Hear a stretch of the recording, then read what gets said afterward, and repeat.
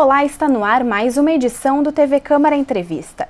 Junho marca o mês do orgulho LGBTI.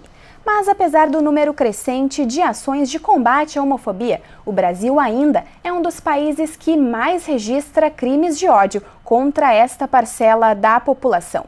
Neste 2019, há motivos para comemorar? Quais são as principais conquistas e os desafios ainda existentes com relação a este tema e as questões de gênero aqui no nosso país? Para tratar deste assunto, eu recebo hoje aqui no estúdio a advogada, desembargadora aposentada e atual presidente da Comissão Especial de Diversidade Sexual e Gênero do Conselho Federal da OAB, Maria Berenice Dias. Também está conosco a jornalista e ativista da causa LGBTI, a Luísa Eduarda dos Santos. É um prazer recebê-las na TV Câmara. Muito obrigada pela participação. Doutora Maria Berenice, eu acho importante a gente começar esse programa trazendo um pouco do histórico. Por que o mês de junho foi escolhido o mês do orgulho LGBTI, devido então ao movimento de Stonewall em Nova York, em 1969. Queria que a senhora começasse falando um pouquinho sobre este marco histórico. Exatamente, há 50 anos, então essa comemoração desse mês é mais significativo por isso. Porque historicamente, já no mundo inteiro e tal, imagina 50 anos atrás, bares em Stonewall eram revistados, explorados pela polícia que chegava lá e cobrava, enfim, e maltratava quem frequentava esses bares, principalmente a população LGBTI.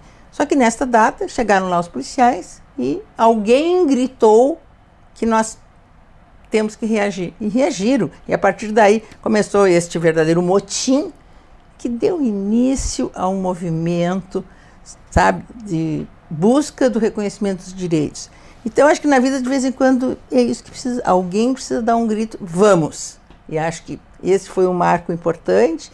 E o outro marco significativo, que as pessoas aqui no Brasil não sabem, mas em si, Stonewall tem 50 anos, o movimento no Brasil tem 40 anos. Então, 10 anos depois, começou aqui no Brasil também o mesmo movimento articulado para a busca de conquistas a esse segmento. Infelizmente, a violência contra a população LGBTI ainda é uma realidade no nosso país. O Grupo Gay da Bahia, o GGB, divulgou um relatório recentemente apontando aí, entre janeiro e maio, 141 mortes dessa população, sendo 126 homicídios e 15 suicídios. A que tu atribuis esse número tão expressivo ainda hoje? Bom, antes de mais nada, muito obrigada pelo convite, é uma satisfação estar aqui. Infelizmente, isso faz parte da cultura do povo brasileiro, da ignorância, da intolerância e do ódio que existe, muito presente contra a população LGBTI e contra todas aquelas pessoas que integram grupos vulneráveis, né? Todas aquelas pessoas que não fazem parte da norma, né? Elas são de uma forma ou de outra perseguidas, né? E os crimes contra a população LGBTI, especialmente em relação às pessoas trans, onde eu me enquadro, são crimes brutais, com inclusive pedradas, chutes, dezenas de facadas, de tiros, as pessoas chegam a ficar desfiguradas, os corpos bem mutilados, né? E então, além de tudo, existe esse plus. Além da violência, não é a violência apenas pela violência, é uma violência que é descarregado todo o ódio que existem contra as pessoas LGBTI. E são crimes bárbaros mesmo. E é por isso que eu fui e sou favorável à criminalização da homofobia e da transfobia, né? Porque, além de tudo, são crimes carregados de violência, né? E é importante que a homofobia e a transfobia sirvam como qualificadoras também. Logo mais a gente vai tocar nesse assunto, que é justamente a criminalização pelo Supremo Tribunal Federal com relação a esse assunto, mas, doutora Maria Berenice, a senhora se espantou com esse dado que eu coloquei, e quem estuda esse tema, quem realiza esses relatórios, acredita que pode haver, inclusive, subnotificação dos casos. Eu não tenho dúvida nisso. E há assim, um descaso estatal tão grande que a estatística, sabe, é feita por uma entidade privada. Exato. O Grupo Gay da Bahia, quer dizer, nem isso o governo atenta da necessidade de, identificar essa realidade para adotar políticas públicas.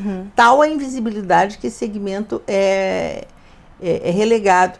E assim, eu sempre questiono, eu acho sempre importante uma reflexão a respeito, assim, o que autoriza uma pessoa a ter este tipo de atitude com relação a outra, né? Direito de achincalhar, de ridicularizar, de bater ou de matar, sabe? Com certeza alguém que não lhe fez nada, que não faz mal a ninguém, sabe? Nem a essa pessoa. Quer dizer, de onde é que sai a legitimidade para alguém agir dessa maneira? Claro, existe todo esse caldo cultural, sabe, discriminando, muito de origem religiosa e tal, casamento, homem e mulher e tal. E, sabe, mas assim, se o Estado fica quieto, sabe, acaba autorizando, acaba chancelando. Bom, isso não está mal eu fazer isso. Ainda existe omissão na sua avaliação com relação por parte do Estado sobre isso? Deveriam haver mais investigações, enfim, sobre esses casos? Não é mais, precisaria haver investigações que não há. Não tem nada. Nem a quantificação é feita. Quer dizer, é uma postura omissiva do Estado, né? Acho que o nosso legislador federal é covarde. Ele não tem essa atitude contrária e fazendo esses discursos e tal, essa apologia contra. Eu até acho que nem é por convicção. Eu acho que é simplesmente para não desagradar o seu eleitorado. Medo de perder a reeleição. Para mim, essa é a única preocupação, é a única motivação. Então, nunca no Brasil houve uma lei, uma tentativa de legislação. Olha que o primeiro projeto foi apresentado pela Yara Bernardes em 2003 e nunca chegou a ser votado. Teve porção de projetos, sabe, todos morreram. E agora existe, está tramitando lá, o Estatuto de Diversidade Sexual e Gênero, feito pela Ordem dos Advogados, pela Comissão da Diversidade Sexual da Ordem que eu presidi até agora, e mesmo assim está lá, está no Senado, foi apresentado por iniciativa popular, aonde assegura todos esses direitos, né, que a justiça, sabe, nesse país, quem está assegurando direitos é a justiça. O Poder Judiciário, sabe, é o grande articulador de mudanças, de inclusão, tudo que foi conquistado até hoje. Veja que o Brasil é o primeiro país do mundo onde o casamento entre pessoas do mesmo sexo é autorizado por decisão da justiça. Em todos os outros países do mundo é por lei. Quer dizer, mas nós não temos lei nem para isso, nem nada. Então, o judiciário precisa suprir essa lacuna do legislador, essa postura omissiva do legislador. Pô, e depois querem falar em ativismo judicial. Bom, só existe esse movimento judiciário, sabe, porque o legislador não faz. Porque é omisso, a omissão do legislativo. Eu queria tocar num ponto que tu falou dos dados antes, eu me lembrei de uma coisa. Tu citou o Grupo Gay da Bahia. Mas tem outros dados referentes especificamente à população transexual, certo, de entidades trans, e que eu já cheguei a tabelar eles há alguns anos atrás, e para tu perceber como isso é verdade, de que não há estatística oficial, havia divergência entre os números.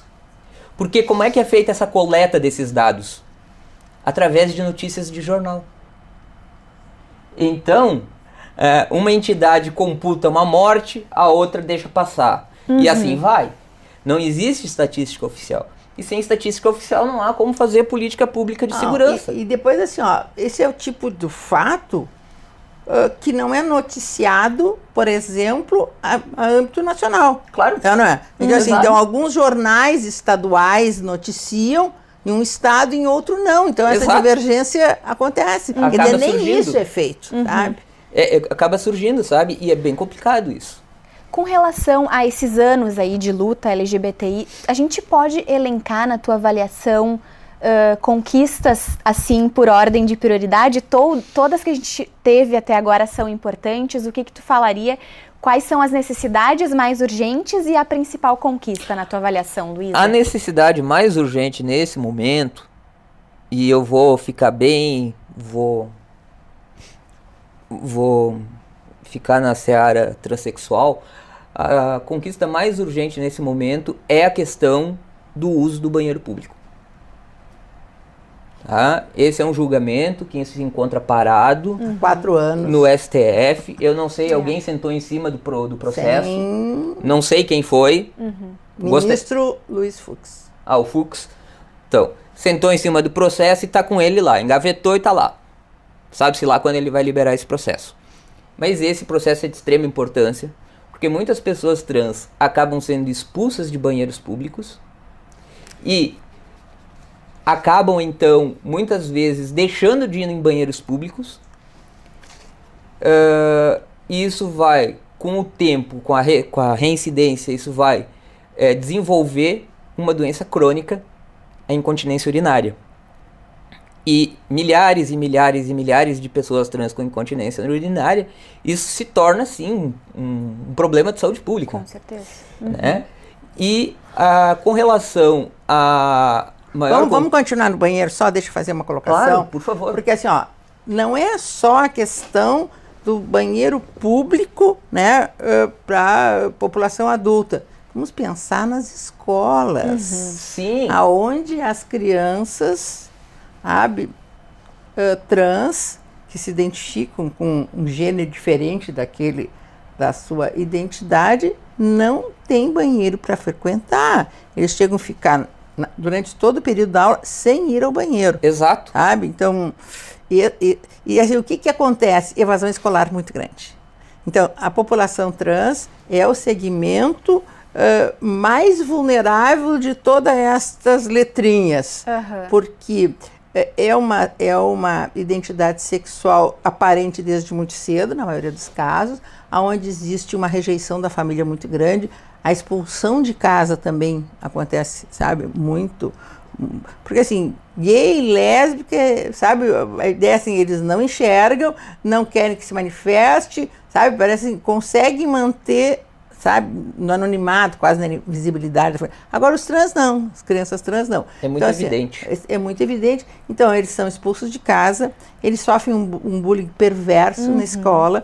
Há uma evasão escolar muito grande por causa disso, ou seja, baixa escolaridade, sabe, baixa possibilidade de se inserção no mercado de trabalho, sabe? E aí, aí assim, aí qual é a maneira de sobreviver?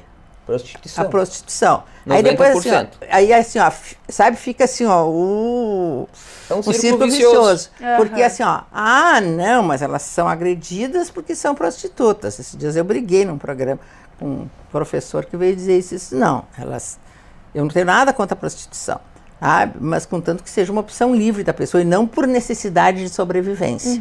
Então, sabe, porque depois assim, onde é que está a população trans?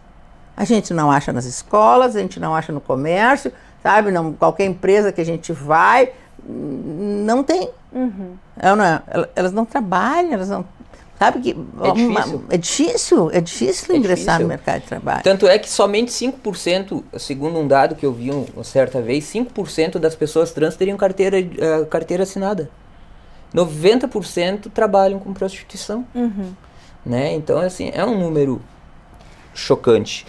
E com relação à maior conquista, claro, o casamento homoafetivo foi uma grande conquista, mas eu vejo, do ponto de vista da questão transexual, a conquista da retificação de nome e gênero ano passado, decidida pelo STF, como a grande conquista.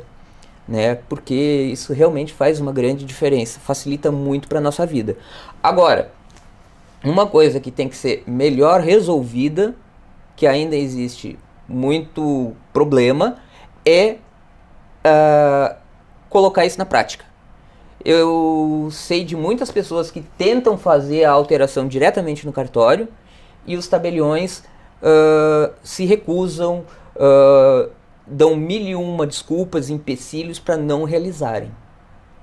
Né? E isso é um problema muito sério. E essa população não está pedindo nada além do que ser aceita como elas são, né? Exatamente. O que nós queremos, e isso é bom deixar bem claro, nós não queremos privilégios. Nós queremos apenas os direitos básicos que todas as outras pessoas possuem. Não se trata de privilégio. Privilégios tem outras entidades que têm inclusive isenção fiscal. Que não deveriam ter, mas tem. Né? E essa isenção fiscal muitas vezes é deixada de lado para fornecer incentivos para determinados grupos de pessoas vulneráveis, como o caso das pessoas transexuais. Voltando a falar um pouquinho sobre as decisões aí do STF, esses 2 processos ainda em tramitação ou, enfim, Não, esses parados com relação ao banheiro público, né, a utilização e também a doação de sangue por pessoas que... A doação de sangue também esses 2 processos ainda sem decisão.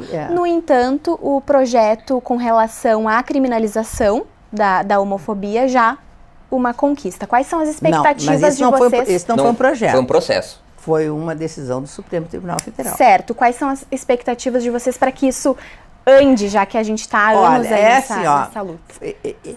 De todas essas conquistas, e aqui ficaram bem marcadas pela Luísa, o casamento, não por ser o casamento, mas por ser assim, a garantia de direitos iguais, né? Para as pessoas poderem ter acesso a qualquer coisa.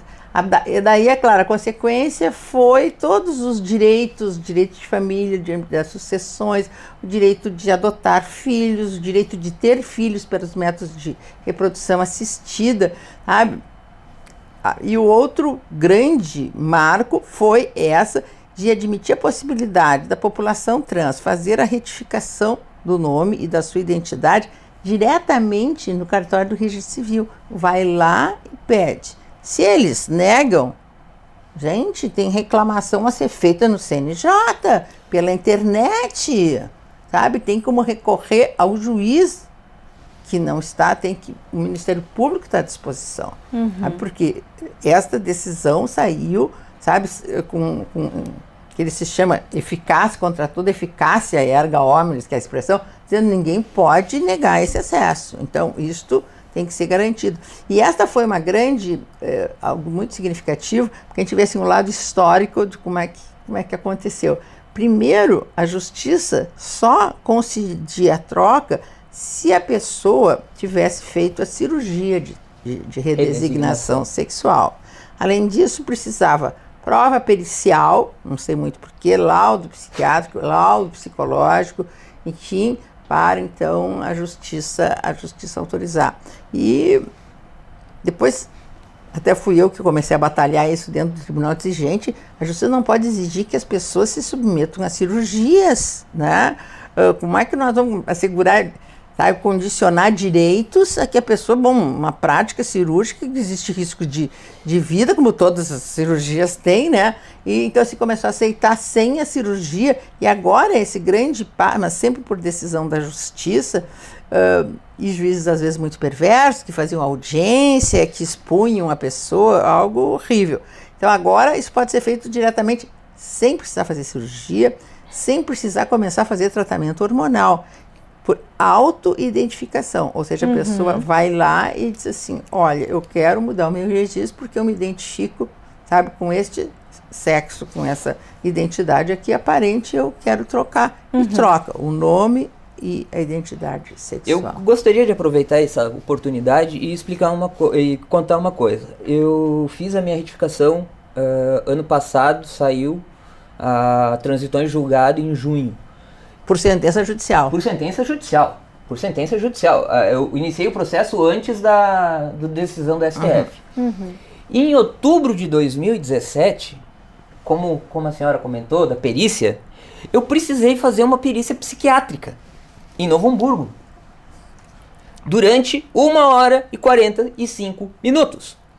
Trocando em miúdos, em bom português, eu precisei ir lá na frente de uma psiquiatra forense e provar que eu era eu e que eu não estava maluca. Uhum. É bem isso, não é? E aí, depois desse laudo da psiquiatra, a juíza se deu por satisfeita e dispensou a perícia psicológica, né? Mas da perícia psiquiátrica eu não escapei, né?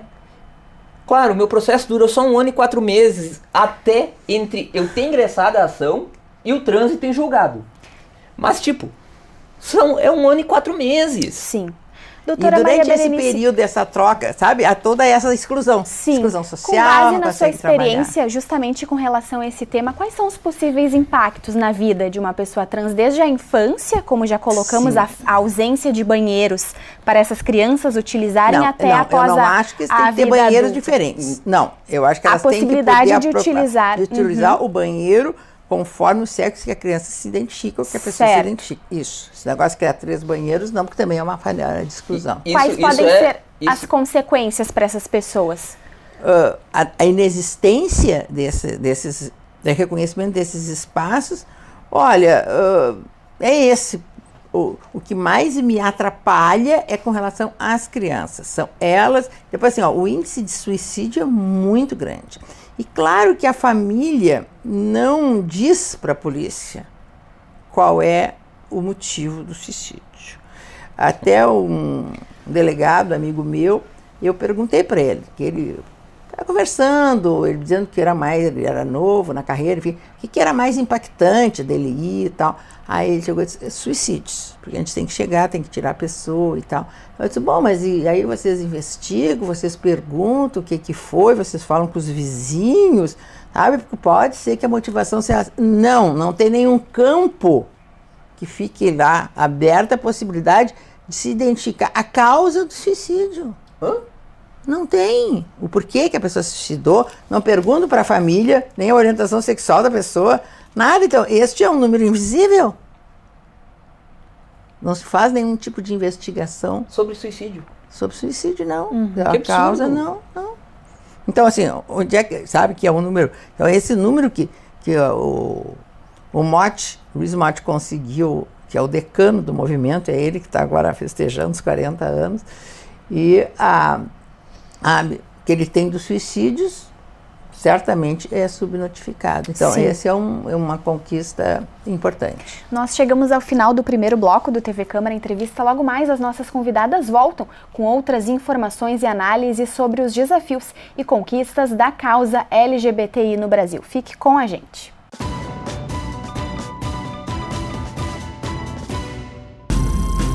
Um pedaço da história do Exército Brasileiro está no Museu Militar do Comando Militar do Sul. São quase 3.000 metros quadrados reservados para exposições temáticas. O acervo tem um total de 4.000 itens. Entre as peças estão armamentos, carros de combate, canhões e medalhas. Alguns objetos remontam ao período colonial. O chamado Museu do Exército foi inaugurado em 1949 no prédio onde ficava o Arsenal de Guerra da província.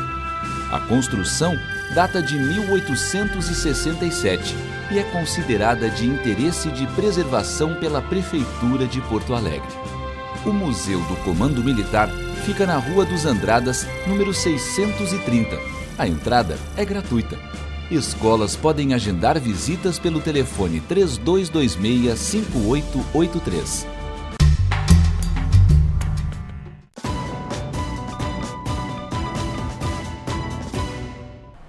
Estamos de volta com o TV Câmara Entrevista. Junho marca o mês do orgulho LGBTI. No programa de hoje, então, nós fazemos uma análise sobre as políticas públicas voltadas a essa parcela da população. Participam hoje do programa a advogada Maria Berenice Dias e também a jornalista e ativista da causa LGBTI, a Luísa Eduarda dos Santos. Nós falamos sobre muitas coisas no primeiro bloco, agora no segundo dando sequência então aos principais desafios ainda existentes, Luísa, mas eu começo esse segundo bloco puxando um pouquinho sobre a tua vida, como que iniciou a tua trajetória no ativismo LGBTI e de que forma tu percebeu que poderia ser uma voz aí para garantir novas conquistas às pessoas que viviam na mesma situação que tu. Bom, meu ativismo vai começar em 2015, a partir de um convite de uma amiga que era ou ainda é professora em Canoas, e eu fui lá dar uma palestra e a partir disso começaram a surgir outros convites.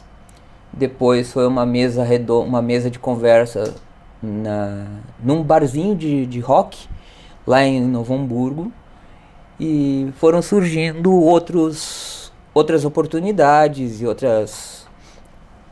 outros debates, também auxílio em trabalhos universitários, e daqui a pouco, quando eu já estava envolvida com ativismo, né? Então, assim, são 4 anos agora, já nesse ritmo, agora vai fechar início de julho,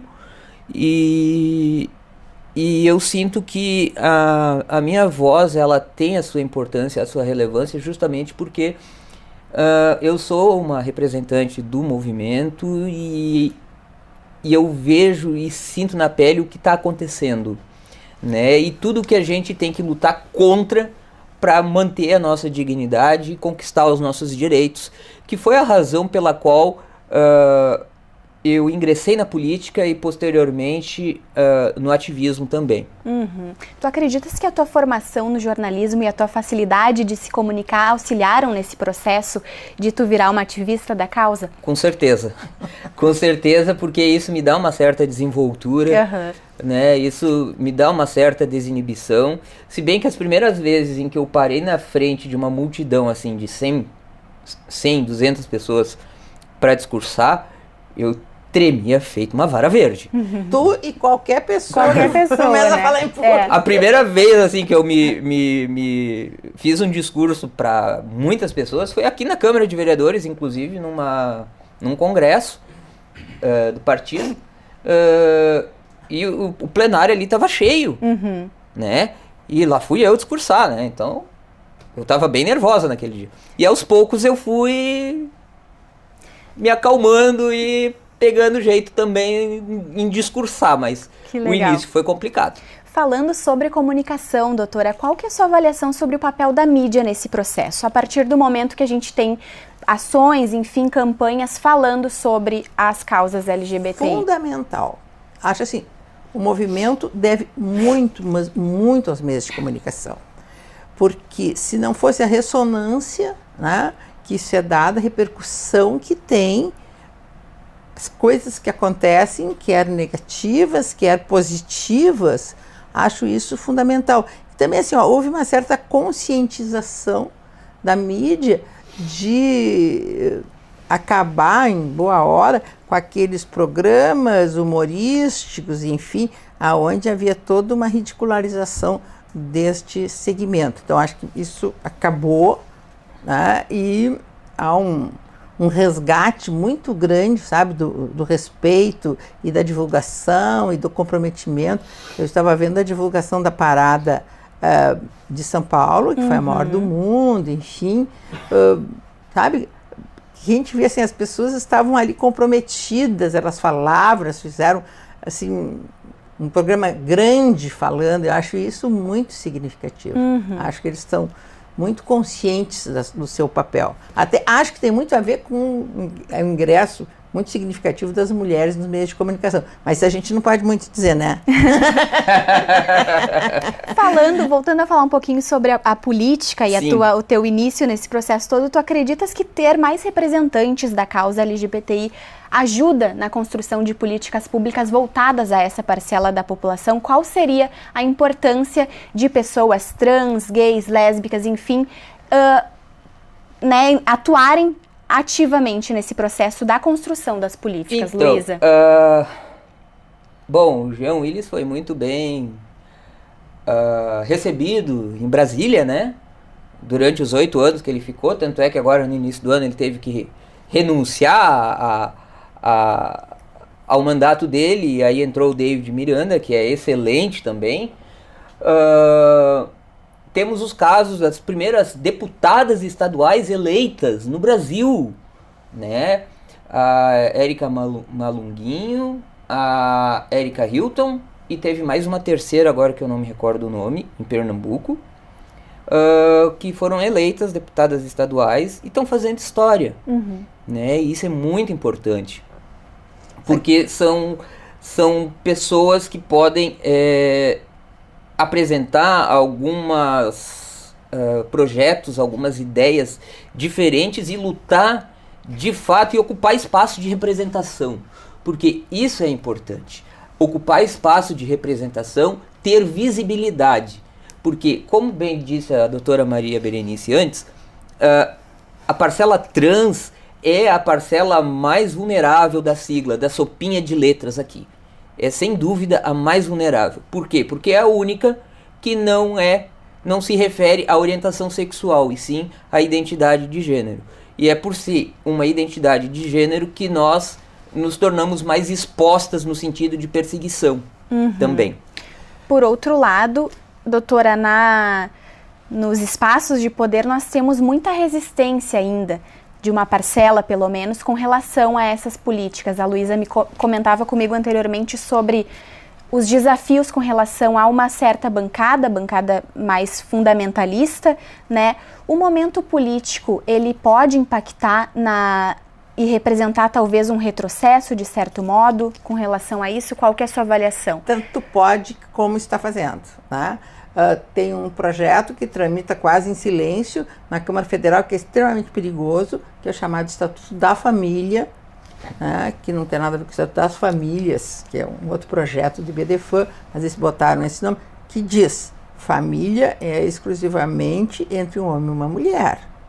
Se isso for aprovado, e se claro que o nosso presidente vai sancionar, ninguém mais casa nesse país. Sabe?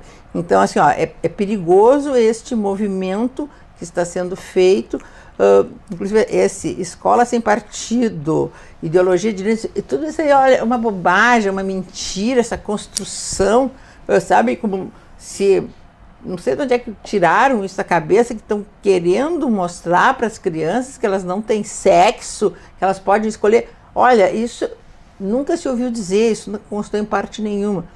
O que se procura discutir que chamam de ideologia de gênero, são as questões de gênero, para ver se acabamos com a violência doméstica. Por que historicamente o homem vale mais que a mulher, é mais que a mulher, é o dono da mulher, para bater na mulher, que não tem perigo nenhum, ele é viril, ele é um macho, não sei o que, sabe? E a menina, sabe, tem que ficar comportada, suportar tudo aquilo. É isso que se tem que discutir nas escolas, sabe? Mas daí vem uma ministra dizer que a mulher nasceu para ter filhos, para ficar em casa cuidando do lar, que menino usa azul, menino acordou. É um retrocesso bárbaro. Nós já falamos sobre a importância, a atuação, na verdade, da justiça nesse processo todo.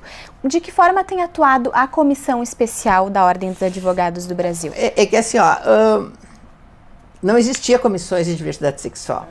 Um dos motivos que eu me aposentei da magistratura, ou o motivo, foi porque, enquanto magistrada, eu julgava as causas e comecei a reconhecer os direitos. Lá no ano de 2000, criei a expressão direito homoafetivo para mostrar que, não, o conceito de família mudou, família não é mais só do casamento, por isso que eu falo direito das famílias. Então, sabe, as uniões de pessoas do mesmo sexo também são um vínculo de natureza afetiva, como são as famílias. Então, se família é um vínculo de afeto, as uniões de pessoas do mesmo sexo também são afetivas, logo são famílias, então tem que estar no âmbito protetor do direito de família, tá? Então migraram. E eu achei que, bom, com o crescimento das ações, isto vai acabar consolidando uma jurisprudência que vai convencer o legislador, nós vamos ter que legislar. Só que assim, era um número tão pequeno de processos que eu disse, essa minha estratégia não está adiantando. Eu escrevi livros. Imagina, no ano de 2000 não tinha nenhum livro escrito no Brasil tratando dessas questões, né? E aí eu resolvi me aposentar, e no dia que eu peguei a minha carteira da ordem, eu entrei com requerimento pedindo a criação de comissão de diversidade sexual aqui no Rio Grande do Sul. E saí Brasil afora pedindo, construir tantas, que um dia eu fui para o Conselho Federal, em Brasília, disse, nós vamos ter que criar uma comissão nacional, que já tem 40 e tantas no Brasil. E eles acabaram criando, eu fui presidente durante 8 anos, e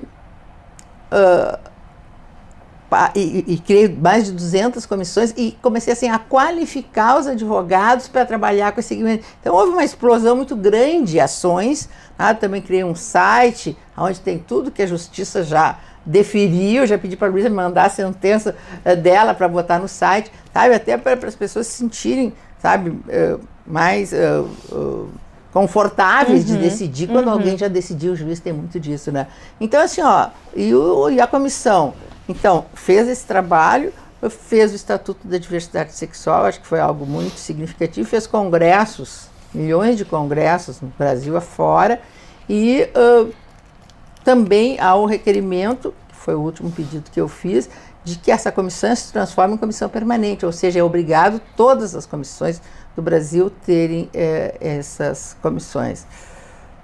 Como sempre, essas coisas demoram. Durante 8 anos eu quase cansei de batalhar, mas consegui durante 8 anos fazer um trabalho excepcional. E acho que isto é importante, esse envolvimento. Esse esforço, a doutora Maria Berenice é uma referência dessa causa aqui no nosso estado, né, Luiz? E essa união de esforços tem auxiliado nesse processo de conquistas. Qual que é a importância da sociedade toda estar integrada por um mesmo objetivo, que nada mais é do que a garantia de direitos plenos à comunidade LGBTI? É o reconhecimento em si do direito à nossa existência. Né? Basicamente é isso. Em princípio é isso. Que as pessoas nos veem como semelhantes, que nos veem como sujeitos de direito, de personalidade jurídica, protegidas pela Constituição, sob a égide da dignidade da pessoa humana, né? E tantas outras coisinhas bonitas que são ditas também, que estão presentes lá na Constituição e nos códigos de direito, né? Que estão ali, mas às vezes parecem letra morta, né? E aí daqui a pouco eles assim ressurgem, eles ressuscitam, né? Mas e aí daqui a pouco já vem e sufocam de novo. Eu acho assim, eu acho que existe muita batalha pela frente, existe muita luta, né? Nós conhecemos quem são, talvez soe pesado o que eu vou dizer agora, não os nossos adversários, mas os nossos inimigos. É verdade. Porque os nossos adversários os nossos inimigos não são adversários, são inimigos. São pessoas que tentam tentam nos eliminar. Exatamente. Acabar. Esse é o intuito, nos eliminar, né? E existem grandes pessoas, grandes cabeças que estão indo embora do Brasil. E eu não estou falando de pessoas cisgêneras, não. Eu estou falando de pessoas transexuais. Tem uma ativista em São Paulo que ela processou a Unimed, ganhou em todas as instâncias. O processo chegou no STJ e ela ganhou no STJ, transitou em julgado o processo, e a Unimed foi obrigada a pagar a cirurgia de redesignação e o implante de silicone para ela. E depois ela recebeu uma proposta para ir trabalhar no Canadá. E ela foi embora. Tem uma outra pessoa que eu já fiquei sabendo agora, uma advogada, que está indo embora ainda esse ano para Portugal. E aí? São pessoas diferenciadas da luta trans que o Brasil está perdendo. Né? E por quê? Porque a gente não é reconhecida, porque a gente não tem valor, a gente não recebe o devido valor, o devido reconhecimento, né? E nada mais natural do que as pessoas cansarem disso. Sim. E nós estamos vivendo um momento muito, muito ruim, né? De muito retrocesso, porque sempre houve, sabe, uma sensibilidade para essas questões, que sempre avançaram, enfim. Olha, mas no momento que toma posse no poder alguém que historicamente sempre pregou que os homossexuais tinham que morrer, que se tivesse um filho homossexual, preferia que ele morresse, sabe? E eu não sei como é que tem homossexual que votou nele. Então, assim, ó, as pessoas, sabe, eu comento assim, ó, agora o preconceito saiu do armário. As pessoas estão se sentindo autorizadas a fazerem o que elas querem. Daí também muito significado dessa decisão do Supremo diante desta omissão do legislador em dizer, olha, a homofobia, a transfobia é crime, nunca disse isso, e existem esses crimes, mandou aplicar a legislação do racismo, que também são crimes de ódio, sabe? Por outros fatores, só que religião, cor, raça, etnia, sabe? Então, assim, bom, enquanto o legislador não legisla, vamos aplicar para esse segmento a mesma legislação, né? Que então é um crime inafiançável, né? Eu acho isso é importante, e até o legislador legislar. Agora é que o legislador, em função disso, resolveu se movimentar e apresentou um projeto de lei dizendo a mesma coisa. Que, aliás, era o projeto lá de 2003 da Yara Bernardes. Que foi engavetado depois, né? Sim, em 2006 se foi. E simplesmente está dizendo assim, não, tudo bem, é a mesma lei do racismo, bota dentro da lei do racismo orientação sexual, identidade de gênero, só que acrescenta assim, estas regras não se aplicam nos espaços religiosos. Então, assim, aqui eu não posso fazer nada, mas aqui eu estou chancelado para fazer o que eu quiser com relação a esse segmento.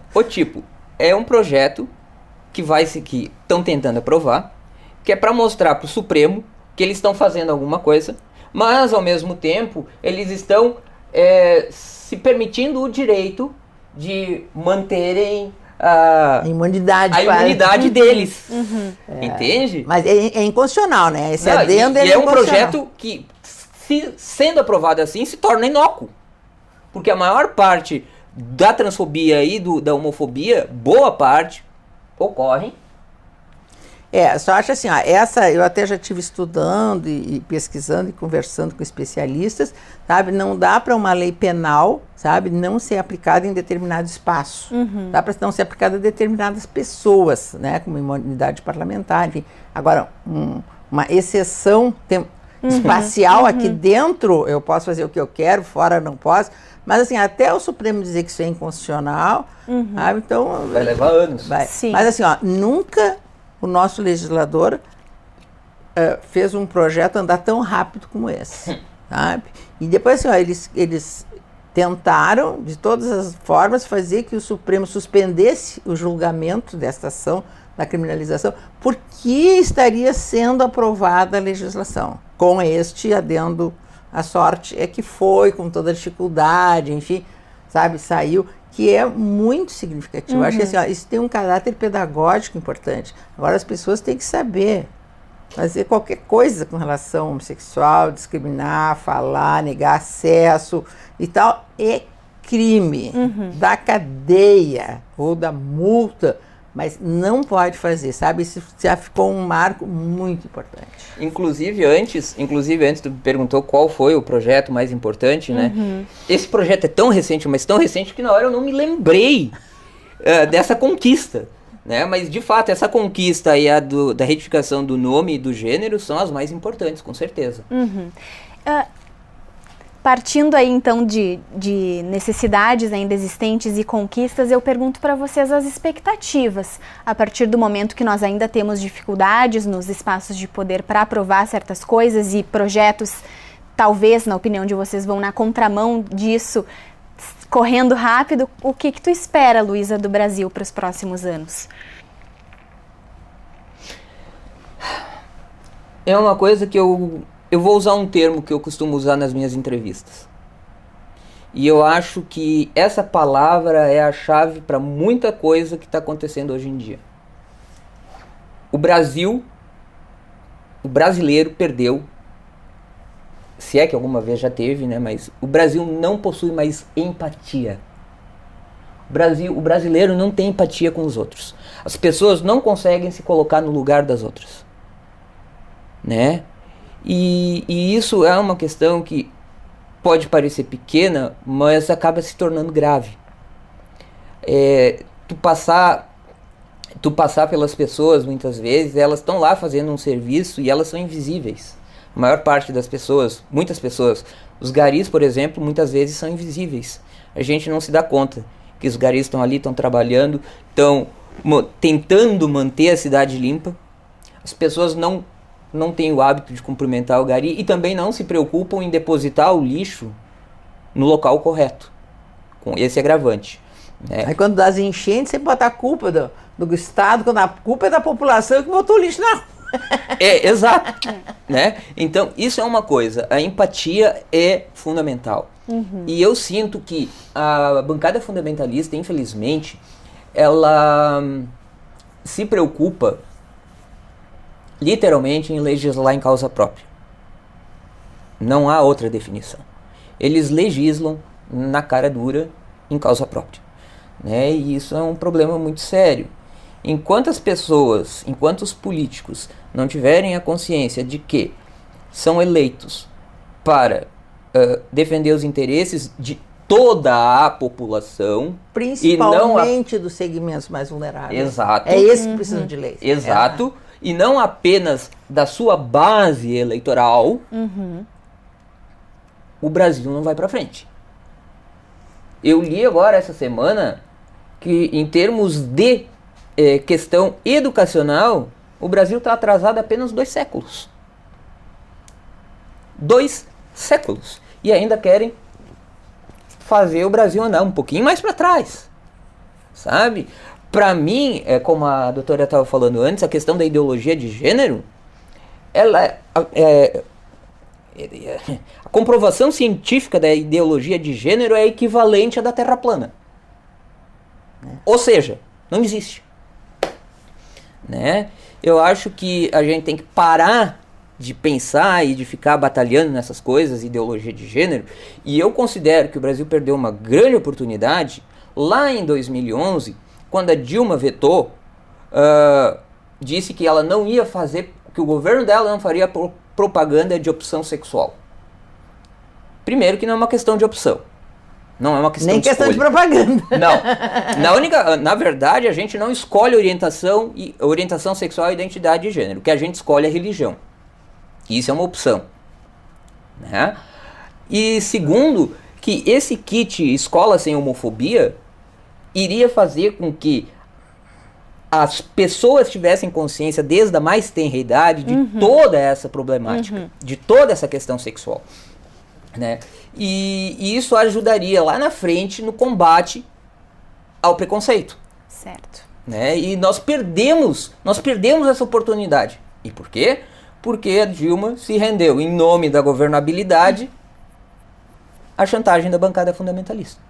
Doutora Maria Berenice, sua palavra final para a gente encerrar eu já sou mais essa edição. otimista. Acho que esse é um caminho sem volta. Nós estamos caminhando, as conquistas estão sendo alcançadas de uma maneira muito rápida. Não se passaram 20 anos desde a primeira decisão da justiça. As mulheres levaram 70 anos para ter a garantia dos mesmos direitos, então, com essa comparação, está sendo rápido e ninguém vai voltar para o armário, ninguém vai voltar para a senzala, ou seja, sabe, a luta vai continuar. E eu só gostaria de trazer a justificativa, que é a minha nova abraço agora, que eu fiz inserir a letra I na sigla LGBTI, lésbicas, gays, bissexuais, travestis, transexuais e intersexuais, que aliás é utilizado no mundo inteiro, que são as pessoas que nascem com sexo indefinido, antigos hermafroditas, e que nunca tiveram no Brasil uma linha, nada escrito, nada abordado. Só tem uma perversa resolução do Conselho Federal de Medicina autorizando os médicos a fazerem cirurgias em bebês. A escolha deles, sabe, sem saber depois, quando a pessoa crescer, o que vai ser. Então, por isso eu comecei todo esse movimento com a inclusão, vários intersexuais se aproximar, já tem uma associação, então acho que é importante a população saber disso, né? Que nós estamos abraçando mais um segmento de excluídos, de vulneráveis dessa sociedade. Mas nós vamos chegar lá. E essa preocupação em saber o que significa cada letrinha e que ela representa, sim, uma parcela da população já é uma forma de reconhecer essas pessoas, né? De visibilidade. Certo, então nós chegamos ao final do TV Câmara Entrevista. Agradeço muitíssimo a presença, a disponibilidade de vocês, os esclarecimentos. Agradeço também a sua audiência. Não esqueça que você pode continuar acompanhando informações sobre outras produções da TV Câmara, também pelas nossas redes sociais. Até a próxima edição.